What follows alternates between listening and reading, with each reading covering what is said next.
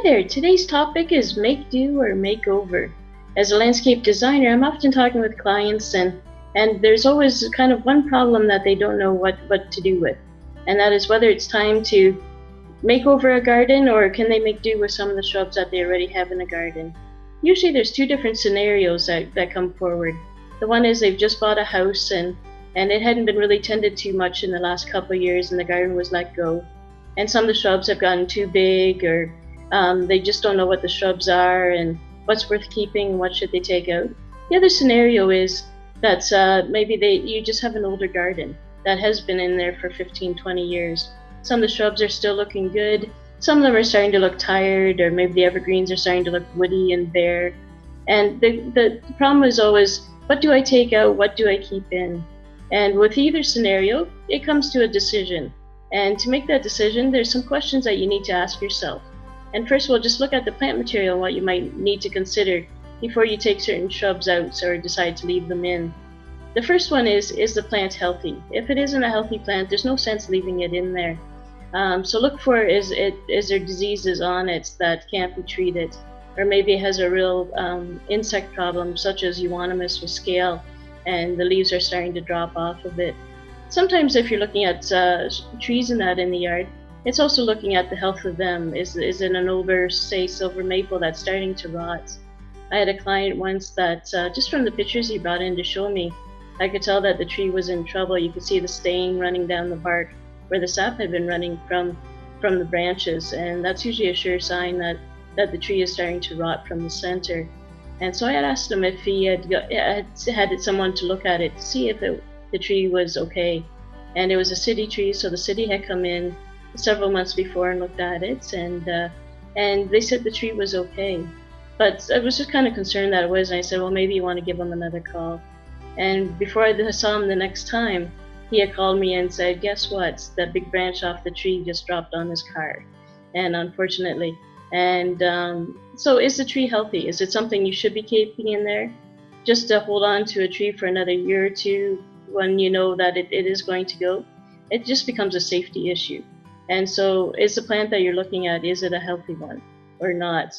The second thing to ask yourself is, can it be rejuvenated? Many flowering shrubs can be cut back and be brought back into good health. So maybe it's a lilac or a bridal spirea or mock orange that's gotten too big, or maybe it's just all wood at the bottom and only leaves at the top. If it's something that you're wanting to keep there, many of the deciduous flowering shrubs can be pruned back over a matter of a year or two and brought back into good health. So is the plant that you're looking at, is it something that can be rejuvenated? Evergreens don't come back so quickly. Most evergreens, once you start cutting back into the dead bare wood towards the center of it, it is going to remain that way. The only evergreen that will keep looking nice and can rejuvenate off old wood is the yews. So whether it's a Hills yew or Hicks yew, spreading yew. So sometimes when they're starting to get too big, that you can be cutting them back. But most evergreens you can't. So once they've outgrown their setting in that, they cannot be rejuvenated at that point. So it might be something you want to consider. The next question is, has it overgrown its space? And sometimes if you're looking at your front yard, maybe there's a shrub that's now blocking your front door and just not adding any curb appeal to it. Maybe it's a pyramid cedar that was planted at the corner of a house, and now that the peak of the cedar is up past the east trough, and it just doesn't look great. So has it outgrown its space? Most of our gardens get bigger and bigger year after year. As our shrubs get bigger, we just keep edging the garden a bit bigger. But at some point, those shrubs will begin to block windows, or sometimes more of the shrub is in the neighbor's yard than what it is in yours. So take a look at that shrub and say, has it really outgrown its space? And is it time for it to go? The next one is, if you're pulling out one shrub, maybe you've got an old evergreen garden, and you're thinking, well, if I pull out this one and this one, it will look better. One thing you have to realize with evergreens is once they've grown in together and then the branches are touching each other, those areas become bare. The needles kind of burn each other, but also from lack of sunlight in that space. And so quite often when you're starting to pull out one evergreen, if there's another one that's been growing up right against it, once you remove the other one, you'll realize how bare that shrub is in that spot. And of course, that doesn't green up again. So to think that just pulling out 1 or 2 shrubs might solve the problem, I find most people, once they start pulling them out, will keep pulling them out, just because it will leave a bare spot in the remaining shrubs. So again, are the shrubs growing into one another?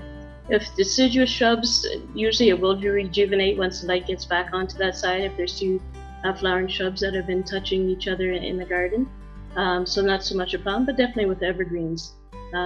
Usually once an evergreen reaches 15-20 years, it doesn't really get any better looking than that. So that might help your decision on whether that one should be pulled out or not.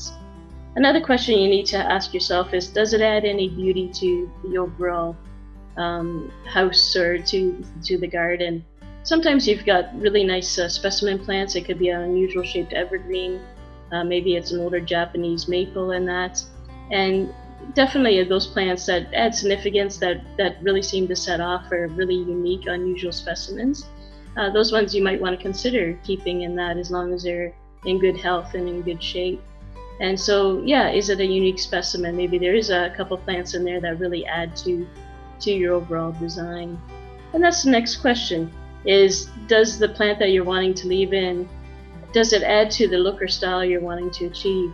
So maybe you're redoing an old garden and it's kind of an outdated kind of look to it, and you're wanting to make the house look a bit more contemporary, or just change the style of the house. Does that old mock orange or that old lilac or that big old spreading juniper, does it really add to the style you're wanting to achieve? I'd be to spend all that money on a new design and try to get a certain look, but then feel trapped with a certain plant that isn't giving you that look. You won't be satisfied with the end results. So that's one thing you have to consider. Is it actually adding to the design? None of us like to pull out healthy plants in that, and we'd rather, if they're doing well, leave them in there. But sometimes, yeah, just to change the look, to do that, you have to consider what your priority is. Are you really wanting to change the design? Sometimes people will want to leave in a couple of the shrubs, and they think, well, once we put more plants around it, it will look well. And I find that with that, as soon as you put new plantings around an old evergreen or old flowering shrub, it never really looks right. It always looks out of balance.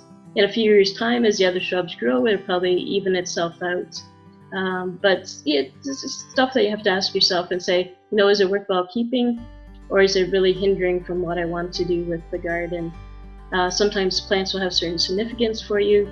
It could be, I know a lot of people that have peonies that have been passed down from their grandparents and that. And so those things you want to consider. Maybe you can be moving them. But if it's just a shrub there that you're not really attached to, and it's just not serving the purpose there, maybe it is time for that plant to be pulled out. So those are just a few questions that you might want to be asking yourself about the plant material that's in an old garden, and can you make use of it or not? If you're always in question, it's a great time to be coming into the garden center, talking with us, and even bring a picture in and say, if I wanted to leave this in, what could I do with it, or what do you think? And that's what we're there, is to answer your questions and to help you make those decisions. But those are some of the questions you'll want to ask yourself. Is a plant worthwhile keeping or not? The other thing when you're doing any landscaping in that, and to make a decision on, is doing some of the hard surfacing. So maybe you're looking at a walkway, and whether it's a walkway leading up to your front door. And I find the time that you are redoing your beds and redoing your look, you might want to consider it. It is a bit more of a budget issue. It is more expensive to be redoing those things. But if you're in an older home, quite often the sidewalks are like 2.5 feet wide, go straight from the driveway up to the front door, and really don't have much curb appeal. And maybe it is time to update the look, or maybe the concrete that was there has been cracked, or some of the bricks or flagstone or that are heaving out of the ground, and it's really not a safe thing. So it's also a time to consider that. I remember one customers that I was working with, they wanted to redo the flower beds and that, and I asked them about the sidewalk. It was the original sidewalk to a 1960s bungalow. And they said, oh, in a couple of years we'll do it. We won't do it this year, it's just not in the budget. And I said, well, do you want me to plan for a new sidewalk so that when you go to put it in, that you know that the beds work with it and that? And, oh, yeah, you can do that if you wish. And so drew up a new plan and made the walkway wider, made it more inviting from the streets. They also mentioned that they had family members that had mobility issues. and that the way the steps and that were now wasn't really working well for them to get into their house. And so they had asked how they could fix that. And so even though they planned to do it later, once I've did the design, they realized, well, if they're going to put the beds in, maybe it made sense to do the sidewalk. They really liked the shape that we proposed. And maybe it makes sense to redo the sidewalk at that time. And it made all the difference. So if you're looking at doing a new project in that, it might be something you want to at least think about, whether a walkway does need replacing. Quite often they are unsafe and cracked or heaving, and with the frost and that. And so something you want to take into consideration when you're doing it. Maybe it's putting in a new sidewalk, or maybe it's the sidewalk leading to the backyard. Just take a look at it. Is it wide enough? Is it serving its purpose? And is it safe? Or is there a pathway, especially in the front yard? Quite often when people are walking from the car to the front door, people will cut across the lawn. They'll take the shortest route possible. So even looking at the place that you're landscaping and saying, you know, is people wearing a path in the grass where there should be a sidewalk, and does it make sense to put a walkway there? And also, is the walkway wide enough? Quite often they say for a front yard, to front door, a walkway should be at least 5 feet wide. That way a couple can walk hand in hand to your front door, which I'm sure they always do. And so is it wide enough? If it's a secondary path leading to a backyard, or maybe from a patio to a shed, it doesn't need to be that wide, of course. But is the pathway wide enough? And so those are all questions you need to ask when you're looking at your pathways. The next thing is looking at steps. So whether it's steps off the deck or steps leading up to your front porch. And it's really important to analyze that and say, is it time that needs redoing? Quite often the steps are unsafe. Sometimes they've just been made too narrow. One design that I was working on, the couple made mention it was a fairly new deck that was put in. But somebody had already tripped on the steps and fell and broke their leg. And other people had stumbled on the steps. And it looked like there was nothing wrong with the steps. They weren't old, just wooden steps. And so we tried to figure out why was it that everybody was tripping. And the one thing you have to make sure with the steps is that they're all uniform. As soon as you start making 1 or 2 steps, your brain actually registers that as a pattern. So if one step is out, it is a tripping hazard. And that's what we found out with this deck area, was that most of the steps were uniform, but one was an inch higher than others. And sure enough, that was the step that most of them were tripping on. So are your steps safe? Again, if they're concrete, have they kind of shifted in the ground? Is the steps proper height? Most outdoor steps should be 6-7 inches maximum in height, so the rise of the step. And there's actually a formula you can put in and see if it works. And it's twice the rise plus the run should equal 24. So if the rise of your step is 6 inches, so double that is 12. And then to get to 24, the run should be 12 inches as well. So if you had a 7-inch rise, double that is 14. So your run, your tread, or your step should only be 10 inches. So it's a great way just to check if your steps are up to code. So the higher the step, the narrower the tread. Or if you're wanting shallow steps, maybe there is somebody in your home or that you know that has mobility issues, and more shallow steps is better for you. So even if you did a 4-inch rise, if you times that by 2, it's 8 inches. So then your actual run would be 16 inches. No, 18 inches. And so the more shallow the steps, the longer the run. And that's just what's comfortable. Your brain kind of registers that, and that will make the steps much safer to use. So again, when you're redoing a landscape, something to consider.